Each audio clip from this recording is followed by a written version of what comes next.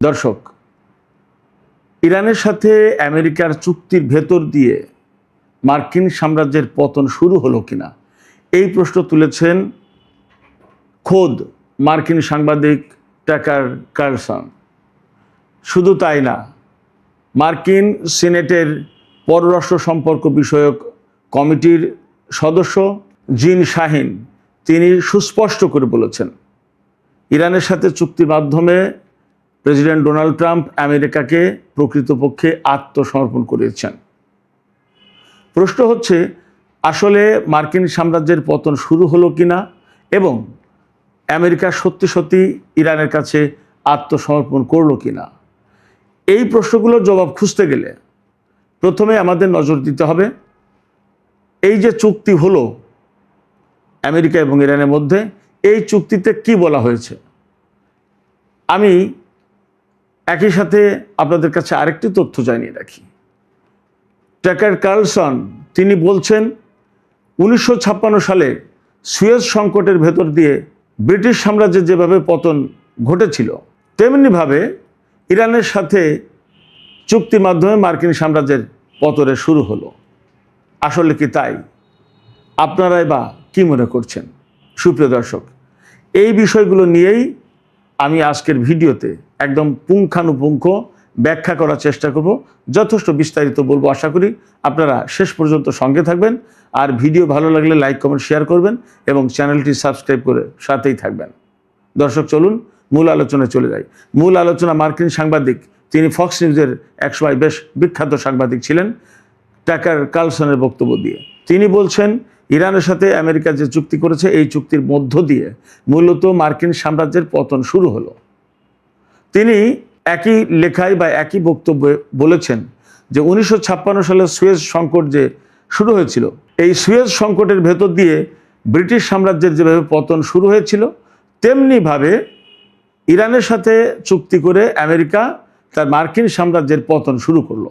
একই সাথে পররাষ্ট্র সম্পর্ক বিষয়ক সিনেট কমিটির সদস্য জিন শাহিনও বলছেন, আমেরিকা প্রকৃতপক্ষে ইরানের কাছে আত্মসমর্পণ করেছে। এখন এই দুটো বক্তব্যকে যদি আমরা বিশ্লেষণ করতে যাই, তাহলে আমরা কি দেখব? এই জন্য ইরানের সাথে আমেরিকার যে চুক্তি হলো, এই চুক্তির দিকে আমাদেরকে যেতে হবে। তবে তার আগে একটু বলি, মার্কিন প্রেসিডেন্ট ডোনাল্ড ট্রাম্প এই সমস্ত সমালোচনার জবাবে তিনি কি বলছেন? তিনি তো কয়েকদিন চুপ ছিলেন। তিনি গত রাতে যা বলেছেন তা হচ্ছে এই, যে যারা এই চুক্তির সমালোচনা করছেন তারা হয় হিংসুটে, না হয় খারাপ মানুষ, না হয় বোকা। তার মানে তিনি এই চুক্তির পক্ষে ভীষণভাবে দাঁড়ালেন, এই চুক্তিকে তিনি সিরিয়াসলি ওন করছেন। প্রশ্ন হচ্ছে তাহলে ইরান যে সংশয় পোষণ করছে, সন্দেহ করছে এই চুক্তি আসলে শেষ পর্যন্ত ডোনাল্ড ট্রাম্প বাস্তবায়ন করবেন কিনা, তার কি হবে? ডোনাল্ড ট্রাম্পের আপাতত এখন যে অবস্থান, তাতে বোঝা যায় যে তিনি এই চুক্তি শেষ পর্যন্ত সংরক্ষণ করবেন এবং এই চুক্তি তিনি বাস্তবায়ন করবেন। তিনি এই চুক্তির ভেতরে আমেরিকা এবং সারা বিশ্বের শান্তি, সমৃদ্ধি এবং আন্তর্জাতিক বাজারে তেলের যে দাম, সামগ্রিকভাবে সারা বিশ্বের মানুষের স্বার্থ দেখছেন। যদি তাই হয়, তাহলে তিনি সর্বশেষ পর্যন্ত এই চুক্তি সংরক্ষণ করবেন। এমনকি মার্কিন প্রশাসনের ভেতরে যে ফাটল দেখা দিয়েছে, সেই ফাটল প্রসঙ্গেও তিনি কয়েকজন মন্ত্রীকে, যুদ্ধমন্ত্রী সহ কয়েকজন গুরুত্বপূর্ণ ব্যক্তিকে প্রশাসন থেকে সরিয়ে দিতে প্রস্তুতি নিয়েছেন, কিন্তু তিনি এই চুক্তির পক্ষ ত্যাগ করেননি। আমি চমৎকার আর একটা তথ্য জানিয়ে দিই, এই চুক্তিতে সই করেছেন পাকিস্তানের প্রধানমন্ত্রী শেহবাজ শরীফ।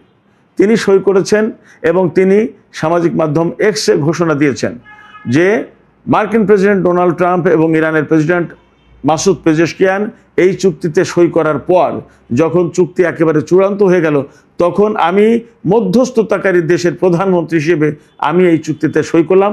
আমার অনুমোদন একটা গুরুত্বপূর্ণ বিষয়। সেক্ষেত্রে পাকিস্তান কূটনৈতিকভাবে অনেক অনেক বেশি উপরে চলে গেল। তা নিয়ে আমি পরে দু একদিনের ভেতরে আশা করছি একটা অন্য আলোচনা করব। যাই হোক, এখন আমি মূল আলোচনার আর একটা দিকে চলে যাচ্ছি। মূল আলোচনা ছিল আমেরিকার সাম্রাজ্যের পতন হচ্ছে কিনা এবং আমেরিকা আসলে আত্মসমর্পণ করলো কিনা।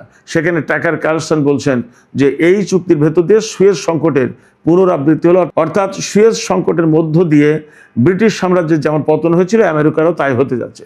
এখন প্রশ্ন হচ্ছে সুয়েজ সংকটটা কি ছিল? আমরা সবাই জানি মধ্যপ্রাচ্য থেকে তেল গ্যাস নিয়ে বা মধ্যপ্রাচ্যের সাথে যোগাযোগ বা এশিয়ার সাথে যোগাযোগ যদি অনেক ঘোরা পথ এড়িয়ে সহজে করতে হয় ইউরোপ এবং আমেরিকার, তাহলে আটলান্টিক সাগর দিয়ে ভূমধ্য সাগর দিয়ে যদি মধ্যপ্রাচ্য অর্থাৎ ভারত মহাসাগর, লোহিত সাগর হয়ে ভারত মহাসাগরে যাওয়া আসা করা যেত তাহলে সহজ হতো।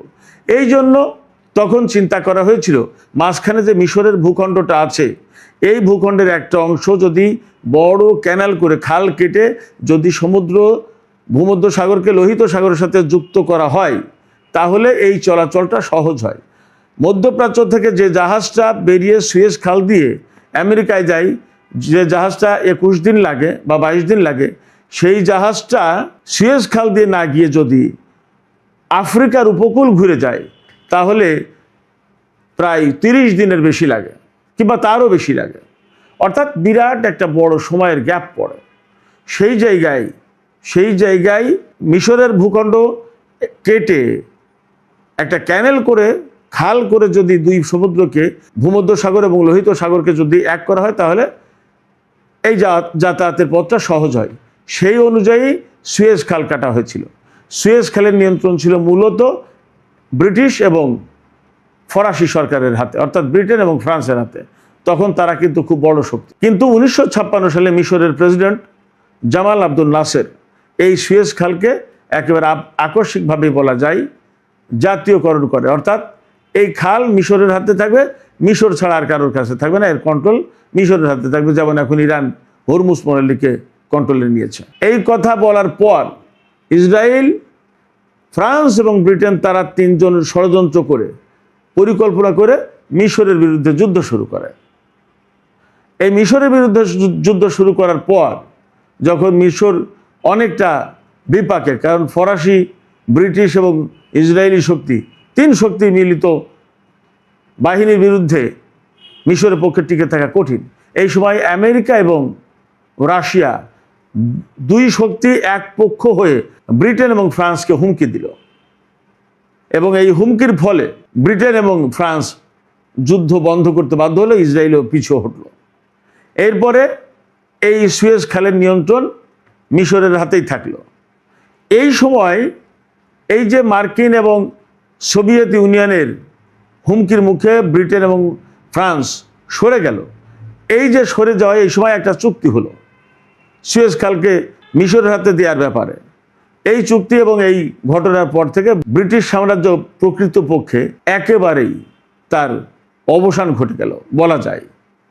তবে এখানে আমি আরেকটু বলি, ব্রিটিশ সাম্রাজ্যের সবচেয়ে বড় ধাক্কা লেগেছিল 1947 সালে ব্রিটিশ থেকে ভারত এবং পাকিস্তান স্বাধীন হলো, ভাগ হলো। এই যে ব্রিটেনের শাসনের আধিপত্য শেষ হয়ে গেল ভারতীয় উপমহাদেশে, এটা ছিল ব্রিটিশ শাসনের জন্য সবচেয়ে বড় ধাক্কা।